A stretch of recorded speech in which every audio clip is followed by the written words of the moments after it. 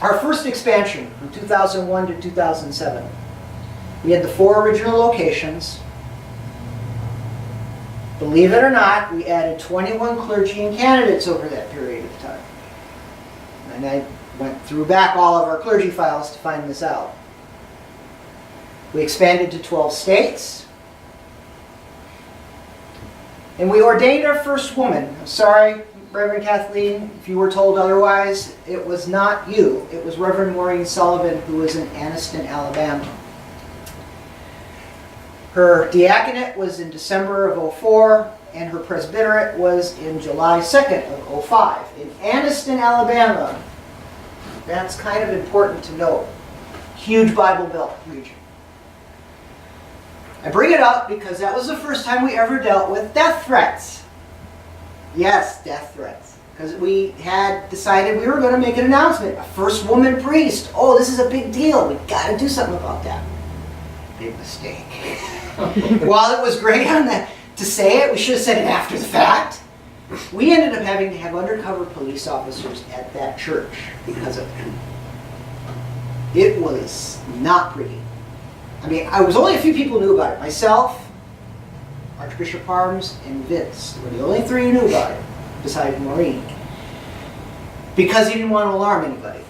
But we had code words if we saw something kind of not right to make sure we said it, and the cops were right there to take care of it.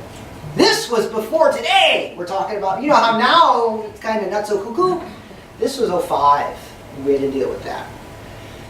Yes, there's a strong belief that women should not be ordained for whatever reason. And it still exists today in some circles. And of course in the Bible Belt, yeah. So we learned our lesson. If we're going to do something big like that, either we pre-prepare for it, or we announce it after the fact. Because then it takes all that tension out of the equation. And then we ordained our second female to deacon in Frederick, Maryland.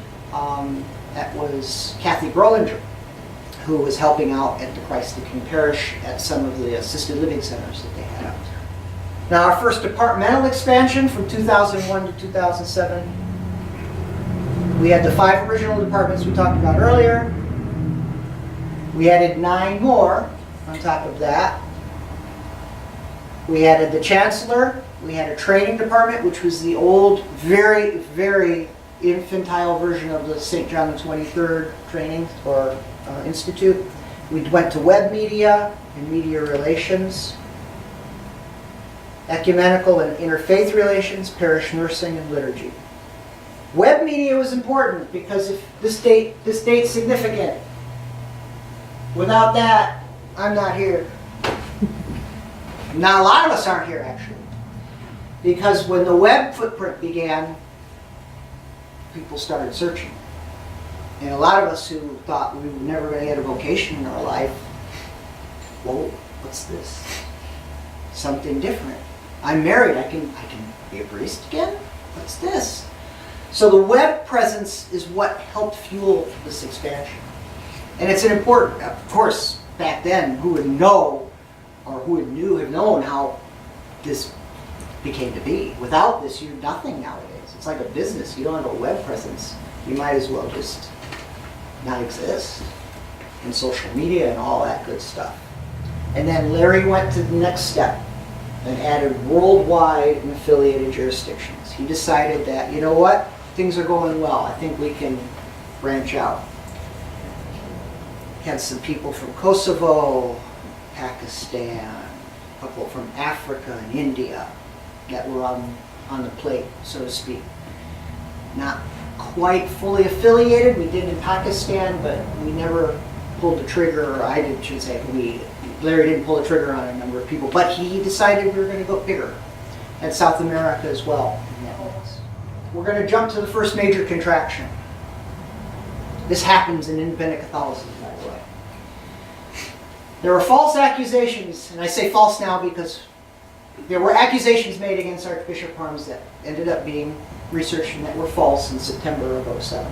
Monsignor Murphy knows all about this. The tribunal was called. We had 3 hours of testimony that is recorded and locked in the archives that I have. That Archbishop basically told us everything. about what was going on, about these accusations. The accusations were he was never ordained a priest, and consequently never a bishop, and consequently none of us were valid. That's what the accusation was. And I will say right now in front of all of you, Monsignor Murphy found this was not substantiated, and I had to go further to make sure about this. I did more research on the individual who accused him of such heresy. This individual was never ordained either. He claimed to have been ordained by a Roman bishop and produced Roman documents. They were falsified. He claimed to have been part of an order, wrote the order, name. Their person came back, never been with us. Who's the one who's not valid? So I bring this up now because tomorrow's discussion, it's relevant. It's very relevant in independent Catholicism, unfortunately. And I'm sorry Jamie's not here to hear about it because he's been asking me, why don't we have agreements with people? Well, there's a reason. And that's one of them, is that there's a lot of wolves out there who claim to be who they are and they're not. And that happened against us. But unfortunately, it took a hit. That tribunal cleared Archbishop Harms, and the collateral damage was the loss of 9 clergy in 6 states because they couldn't believe what came from Monsignor Murphy, and they believed this other individual. But again, in independent Catholicism, that word independent seems to mean something else to other people. That, hey, we're independent, we can do whatever we want. One thing I have to say that our Roman brothers and sisters have a good job doing, Roberto knows this, they keep everybody in check. You can't do that kind of stuff and expect to survive. But in independent Catholicism, you can, hey, I don't like what's going on, I'm going to leave and go to another jurisdiction. Happens a lot. There's no consistency. Hence another reason why it's hard to make agreements with other jurisdictions, because the wind blows one way one day and blows another way another day, and they just don't have the same philosophies. It just happens that way. And also of note, an additional 7 clergy left the ACCUS, and this had nothing to do with the testimony and false accusations. It's just that people come and go. That's one of the natures of independent Catholicism, again, is that after a while some people don't like the leadership style, they don't like the way things are going, they thought they were going to be promised one thing and didn't get another, and this and this and that, so they come and go. It just happens. So from 2001 to 2007, we ended up having a total of 16 people remain within the ACCUS, which is still substantial. And then that census is 9 priests and deacons in 7 states.